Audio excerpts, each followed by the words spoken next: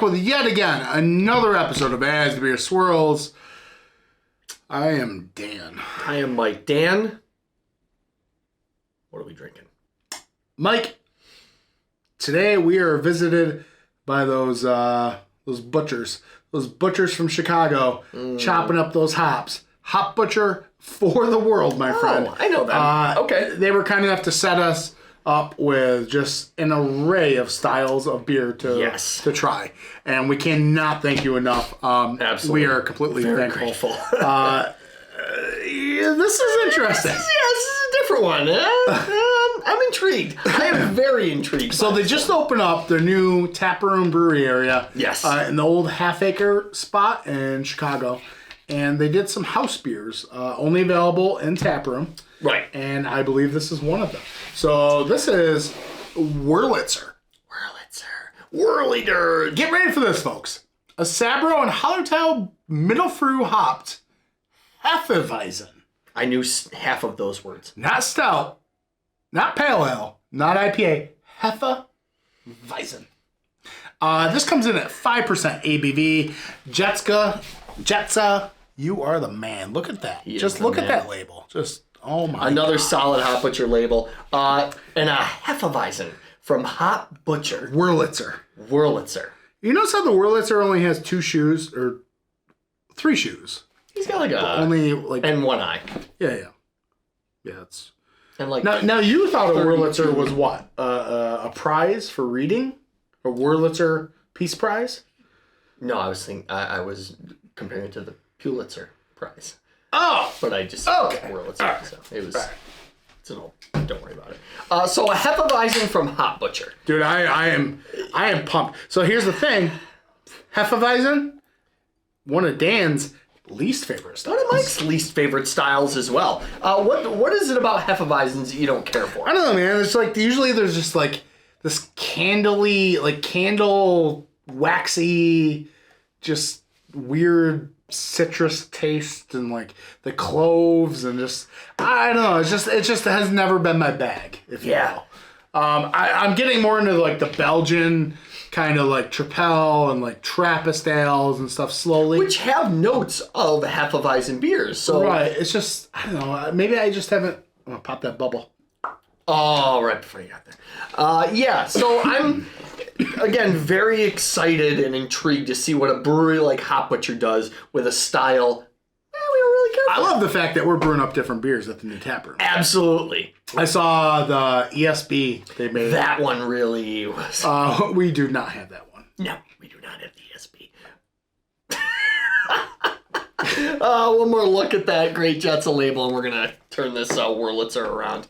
We have Wurlitzer, baby! Whirly Dirge! Whirly Dirge! So it sort of looks like an IPA a little. Yeah, it does. But it's got that wheat ale kind of thing going on. It's kind of silly to say because I don't know if you would see For it, 5%, it's got, look at that, it's got kind of legs. It looks like a party foul into a Nickelodeon label down there. So basically what we have here is a style from a brewery we really... God damn it. What I was going to say was it has a very farmhouse ale look to it. That being said, let's get a whiff. Okay, so there's your general Hefe kind of aromas to it. But it's got a little bit more citrus to it, I think, than traditionally. It's got your yeasty... When's the last time you tried a Hefe?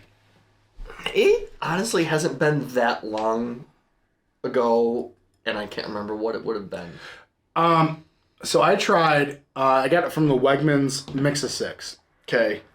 Oh, I forget the name of it. It's got like this old dude on the... It's a bottle, it's got a gold label, and it's got this old dude like he's taking a portrait. I forget. All I can think of is Rasputin. But I actually enjoyed that. I actually went back and bought another bottle. Oh, okay. So there you go. See, that's why you got to keep trying beers from styles you don't necessarily care for, because you never know. Yeah, our buddy Dylan in the Dark, I had actually mentioned to him. I sent him a picture of that beer that I was talking about. He's like, oh yeah, I've gotten so many 6-packs of that beer. Yeah, he really enjoys Hefeweizens. You want top him? Barely talked about the No, we but I'm getting a lot of your grainy, yeasty kind of banana, the banana clove, like lemony, orange. Yeah, as long as the lemon's there to break things up. Why is every time I say lemony, I'm just like snicket? Snicket? Yeah. Because generally Hefeweizens are a series of unfortunate events. Oh boy! Hopefully, Hot Butcher has broke that trend. That's the bold statement. It definitely has like all your normal Hefeweizen notes on the nose. I mean, it smells pleasant. Yeah, and that's the thing. I always like the way they smell, but you almost get like a sort of, you know how Genesee has the color beer, the cran orange. Yeah. Minus the cran, and you sort of get. Yeah, okay. It's making my mouth water, not for nothing. Yeah, it does smell. It smells bright. Yeah, very much so. It's just Hefeweizen, but they're like a sunshiny aroma. Okay. Let's do it. Cheers. One for the fallen soldier here. Yeah. Thanks, Hot Butcher.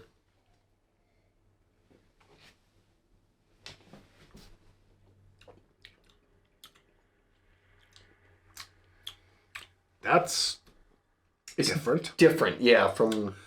That's like someone took a pale ale and mixed it with a Hefeweizen. It's very light and airy. Very thin body. Very citrusy. The lemon and orange peel, like orange zest peel, kind of take over a lot. I like that, I think. I'm not gaga over it, but I like it. It dials down the yeasty banana notes that you generally get from a Hefeweizen, and I think it allows the citrus notes to shine a little more with a slight floral aspect, kind of bobbing and weaving. But there's this, for me, there's this tangy kind of grape white, yeah, like white wine, grapey tanginess to it. There's a nice spritz of carbonation in there. Definitely lemon. Like a Sprite amount of carbonation in there, kind of breaking everything up. Man, this is unique. Going back to what I said a few minutes ago, like that, this goes to why you try different styles that you're not particularly fond of, but when you have a good brewery that knows how to make quality beer consistently, you might like it. This is definitely one of the better Weizens I've had. I kind of like this. No, yeah, definitely. See, here's the thing. I think I'd get a pour of it at the brewery. I don't think I'd buy a 4-pack. Man, I'm bordering on I might buy, maybe not a 4-pack, but I'd probably buy a couple cans. If you could buy singles, yeah. Yeah. I would pair this up with a nice, like a salmon it is bright dinner and or something sunny. like that. It is bright and sunny. Creamy banana. Okay. Banana, definitely. Banana is there, but I think it's backdoor for me. Actually, you know what? Maybe there was a little banana pudding aspect to it. There is a banana pudding in there. Good call. You know what I mean? Yeah. Like I'm thinking banana pudding Like with a vanilla snack pack. wafers. Yeah. Snappy wheat. Snappy wheat, you say? I hadn't even called out the wheat. But that malt character, like, yeah, wheaty. Pleasant clove. Yeah, okay.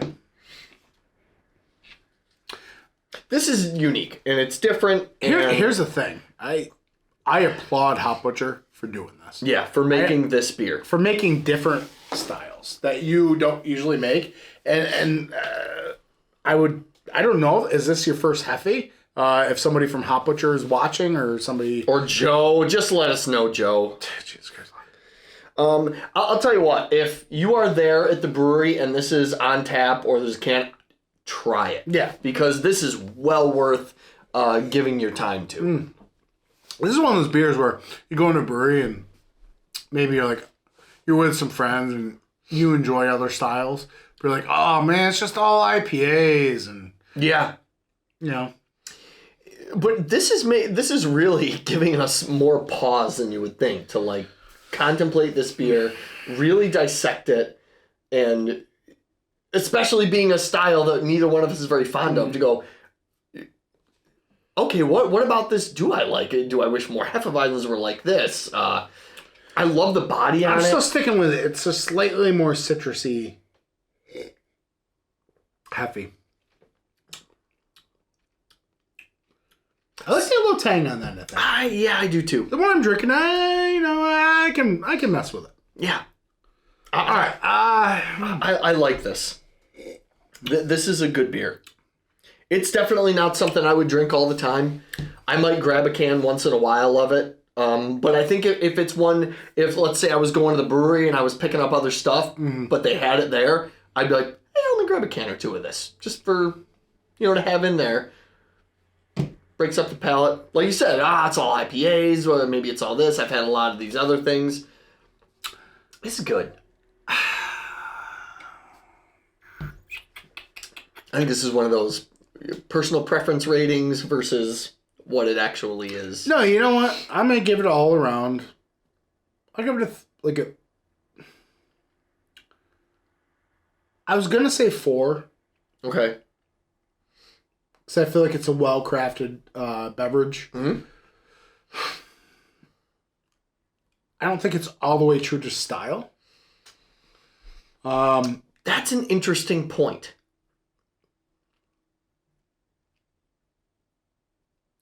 3.8.